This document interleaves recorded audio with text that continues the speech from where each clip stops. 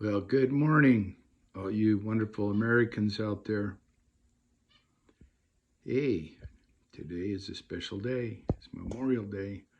I think people stop and think we all got connections to somebody who uh, put their life on the line for all our freedoms, right or wrong, right or wrong. Um, I have issues with a lot of these wars, uh, false flags, but the intent, the intent of the heart. That's what you got to go by, the intent of the heart of the individual. And there's some wars that I feel were more commendable than others. World War II being probably the largest, the biggest, well, it was the biggest war, World War II.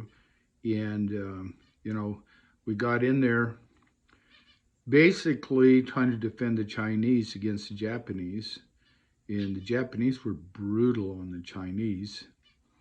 And, we made a stand, and then we got attacked at Pearl Harbor, and the rest is history. We pretty much had we had to retaliate.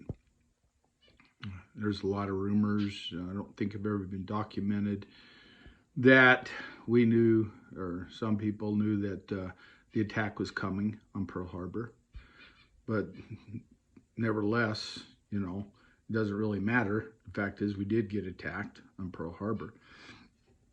So today's a special day. Uh, we could talk about a whole lot of heroes during World War II. I'm just glad, I'm very grateful that I personally never did have to take up arms against another human being. Um, I was in the lottery 2 years in a row for the Vietnam War, and I did have intentions of going if I got drafted.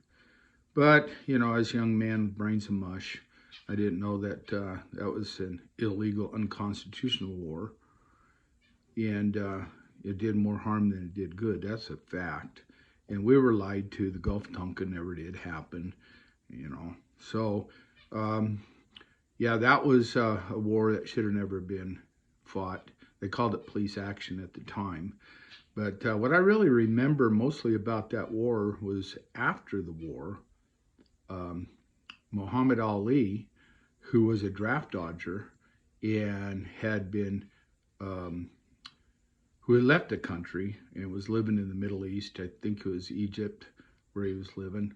Anyhow, he came back to the United States with his lawyers, and he actually got his boxing license back. You need a license for boxing? Oh, please. There's more bureaucratic garbage there. And his lawyers said it was an illegal and unconstitutional war, and the courts agreed with him, and he got his boxing license back. Now, that was around 1973, and I was dumbfounded. I was absolutely dumbfounded. I was a young man still, and I was like, you got to be kidding me. That war that took so many, over 50,000 of our young men, so many of my high school classmates, um, one fairly close friend um, that was killed over there. And what the heck? It hit me really hard. And I'll never forget, and this is just to show the thinking of some people, but I went to my mother in law at that time, and I just happened to be talking to her about it, and I was like, I couldn't believe it. And I said, guess what? That war was illegal. It was unconstitutional. And she goes, yeah, but we got to fight the communists. I was like, oh, yeah, well, your son never went. In fact, you sent your son off to college so he wouldn't have to go. Well, that kind of epitomizes the American people in a lot of ways. You know, it's okay if your kids go to fight, but not my kids. It's okay if your kids get killed, but not my kids. And that thinking prevails to this day. But, you know, we all got to make a stand sometime in our life for what is right and what is wrong. And right now, it seems like a big portion of the world is fighting for what's wrong. And there's only a handful of people that are really fighting for what's right. And the closer it gets to home, the less people want to fight, it seems like. Um, you have some really good standout citizens like Ammon Bundy in the stand he has taken there in Idaho.